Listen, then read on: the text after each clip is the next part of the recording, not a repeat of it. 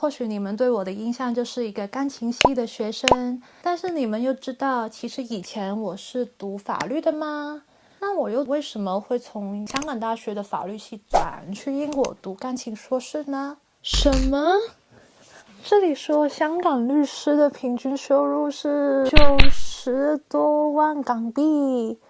我希望可以透过我这个影片跟你们分享我以往的人生故事，希望可以带给一些有类似烦恼的人一些参考，也希望让你们更加了解我。如果你们喜欢这样的内容，请订阅我，还有追踪我的 IG 啊。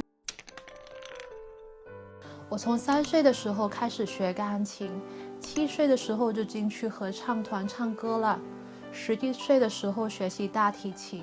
而且从小我的芭蕾舞教师他们也是有安排钢琴伴奏的，所以基本上我就是在一个充满音乐的环境中长大。音乐对于我来说就好像是我的第2语言一样。随着年纪长大，我慢慢的也开始参加不同的钢琴考试、表演跟比赛。虽然说那些准备的过程很大压力，但是呢，我觉得中间拿到很多的满足感。在国中3年级的时候，我家人就问我将来想做什么啊？那当时候我自然想到的就是我想做钢琴演奏。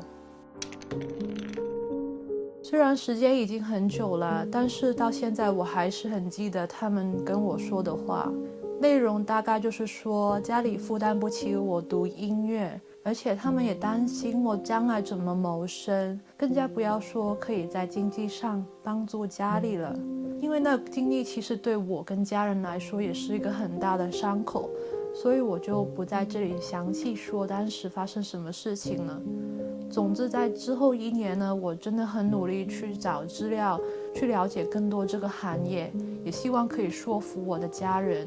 但是呢，他们也是不接受，我每天也是躲在棉被里哭的。最后我决定先把这个梦想放在一旁，我希望某一天当我有经济能力的时候呢，我再去追梦。随着后来要准备公开考试跟去英国升学，我跟钢琴的距离就越走越远了。我没有忘记我自己对自己的承诺，所以呢，我真的很努力去准备将来的经济能力。当时候我想到的就是努力读书，每一次我想念钢琴的时候呢，我就跑去读书。慢慢的我就成为了一个学霸。我记得那时候呢，我在英国是比别人晚了1个学期入学的，但是毕业的时候呢，我是拿着等同于牛津、剑桥入学要求4倍的分数毕业的。而且呢，我的数学能力也被认可为英国全国学生中前几趴的。我拿到很多国际知名大学的 offer， 最后就决定了去香港大学法律系，成为亚洲其中一家顶尖大学的法律系学生，而且还是拿着奖学金入读的。我知道我家里很以我为荣，身边的人也对我很是赞赏。在法律系中学业很忙，所以我更加没有时间练琴了。同时我在法律系也慢慢的建立一些小的成就感，譬如说那时候我就拿过 Dean's 的荣誉。我尝试把自己沉醉在这些成就感之中，我把自己的时间表塞得满满的，不想空下来。因为呢，我怕自己一安静下来就会开始乱想。那时候我的大学跟家里距离是2个小时的路程，每一次坐车回家呢，就是我少数可以安静下来的时间。那时候呢，我往往会觉得很伤心，甚至有时候会在车上哭。我经常去想啊，假如我可以没有了对音乐的热爱，那样我应该是一个很快乐的人吧。我开始逃避钢琴，我不想再弹了，因为呢，每一次我弹的时候呢，我就感觉到自己的技巧退步了很多，也感觉到我跟钢琴的距离有多远。但是呢，生活中的小事往往提醒我是多爱音乐的。譬如说去一个音乐会，或者在街上只是听到一首音乐，这些也会唤起我对音乐的热爱。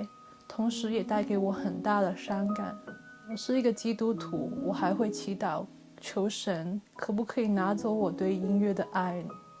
在这段时间里面发生了一件很让我印象深刻的事情。那时候呢，是我大3的时候，我去英国交流了1年。那段时间算是我这几年里面比较学业上轻松的1年，我也有机会跟一个英国的演奏家学习。有一天我就跟他说，我在思考啊，我好不好就毕业之后呢 take a gap year， 只是1年的时间，我真的很想全心全意的进修钢琴。他听到之后呢，跟我说 Jessica, it's too late.If you are now 5 years old and you tell me that you want to be a professional pianist in the future, we can have a try. But how old are you now? You are now 21 already.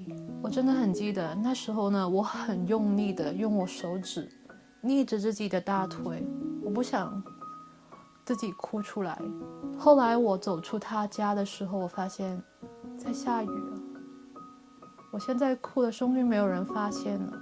然后呢，我就这样在街上哭了10多分钟。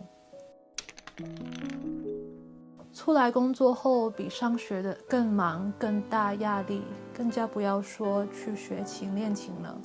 坦白说，我觉得我的人生就是这样了。我只希望我可以尽快赚一大笔钱，提早退休。40、50岁的时候可以退休吗？我希望到时候我的手指还可以跑得动，我还有体能去追求钢琴上的进步。在某一次参加音乐会，我又获得很大的感动，但是也获得很大的伤感。这种伤感就笼罩了我好几天。这时候有一个朋友就跟我说，不如你再跟家里说一说吧，跟他们说过了那么多年你还是很喜欢音乐，跟他们说音乐在你心中的重要性，不管他们支持与否，将来你也希望可以回到音乐作为你的专业，也希望你可以在年轻的时候回去。坦白说，一开始我是不愿意的，我真的不希望再有无谓的希望了。我觉得如果我再失望一次，我真的不知道自己可不可以承受到。但是呢，我对音乐的执着推动着我，最后也是鼓起勇气跟我家里说一次。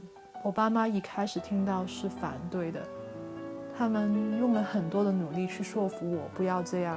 但是过了好几年的时间，可能他们就是看到我的执着跟坚持吧。当时候的我工作很忙，但是周末早上我还是会去教钢琴，下午学德语，下班后去学钢琴跟唱歌。可能他们就是看到这些吧，他的态度慢慢的软化，并且表示他们会尽力协助我将来的求学。转行的路很不容易，从计划去哪里读书到准备入学的考试，每一步也很困难。我本来看起来很顺遂的人生，就这样被我砍掉重练了。身边大部分的人呢，也觉得我在搞砸自己的人生。我真的很想证明给他们看，我是会成功的。但是说真的，我有多少把握呢？我也不清楚啊。毕竟我也已经有10多年的时间没有专心的练琴学琴，我真的可以做到吗？我为自己空出了不到半年的时间去专心准备入学考试，没有上班。在这段没有收入的时间，我就这样看着我的大学同学他们在职场上的进步跟走进下一个阶段，我很害怕自己会不会最后一无所获。如果我失败的话，我怎么面对自己？怎么面对家人？怎么面对其他人呢？但是我就决定，我一步一步的努力，先不去想那么多，先专注当下，每一件事情尽力做好。我很感恩，最后我进了一家对我来说很有意义的音乐学院的音乐硕士。这家学校刚好就是在以前我的英国高中附近。